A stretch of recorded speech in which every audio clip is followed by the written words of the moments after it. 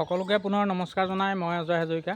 আপোনালোকক মই বিভিন্ন ধৰণৰ কথা বতৰা এইবিলাক সদায় কৈ থাকোঁ, ভাল বেয়া সুখ দুখৰ সকলোখিনি কওঁ। তাৰ মাজতে মই আজি আকৌ পুনৰ এটা বেলেগ ধৰণৰ ভিডিঅ' দেখাম। আজি জীৱন যুদ্ধত হাৰ নমনা এজন লোক, তেখেতে যথেষ্ট কষ্ট কৰি জীৱন জীৱিকা নিৰ্বাহ কৰিব লগা হৈছে। তেখেত কোন মই আপোনালোকক দেখাই দিছোঁ। তেখেত এজন ফিজিকেল হেণ্ডিকেপ এজন ব্যক্তি। তেখেতে জীৱন যুদ্ধত আজি পৰ্যন্ত হাৰ মনা নাই। চাবচোন তেখেতৰ কেনেকৈ জীৱনশৈলী নিৰ্বাহ কৰিবলগীয়া হৈছে। দাদা অকণমান আপুনি এনেকৈ দেখাই দিবচোন। আচ্ছা, আপুনি এনেকৈয়ে যাব লাগে নেকি বাৰু, কৈ দিয়কচোন ৰাইজক। হয়, মই এনেকৈ যাব লাগে। কিমান দিনৰ পৰা আপোনাৰ এনেকুৱা হৈ আছে? মইতো সৰুৰে পৰাই। সৰুৰ পৰা ন? সৰুৰে পৰা। কিবা অসুখ হৈছিলে আপোনাৰ? অসুখ হৈছিলে, জ্বৰতে এতিয়া এনেকুৱা হৈ থাকিবলগীয়া হৈছে। মানে আপুনি সম্পূৰ্ণ থিয় হ'ব নোৱাৰে ন? এই ভৰি দুখন যে মেল খাই আছে তেনেকৈ থাকে, তেনেকৈ থাকে, চাপ নাখায় মানে ন? আচ্ছা, ঠিক আছে। আপুনিতো যথেষ্ট কষ্ট কৰিছে, আমি দেখি আছোঁ বাৰু।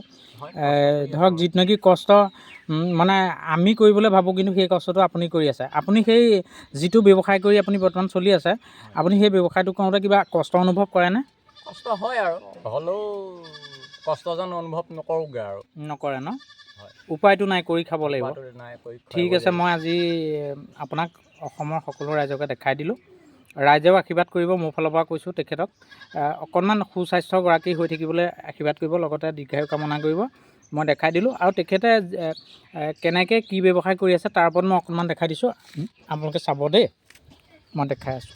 এখেতে বহুত কষ্ট কৰি পেলাই থাকে, মই দেখাই আছোঁ। এখেতে এইখনৰ যোগেদি ব্যৱসায় কৰি থাকে। চব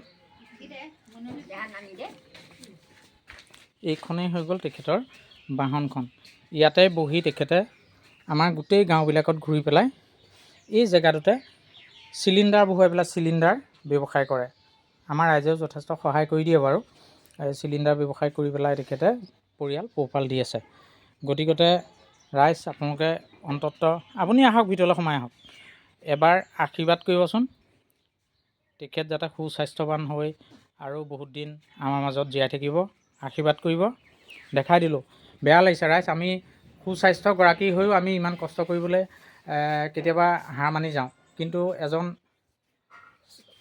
স্বাস্থ্যৰ ফালৰ পৰা যথেষ্ট পিছপৰা এজন লোকে যিখিনি কষ্ট কৰি গৈ আছে, আমি প্ৰকৃততে তেখেতক দেখি পেলাই শলাগ লৈছোঁ। ৰাইজ এবাৰ তেখেতক আশীৰ্বাদ কৰিব। মই একেবাৰে শেষত আপোনালোকক তেখেতকে দেখাই আজি ভিডিঅ'টো সামৰণি মাৰিছোঁ।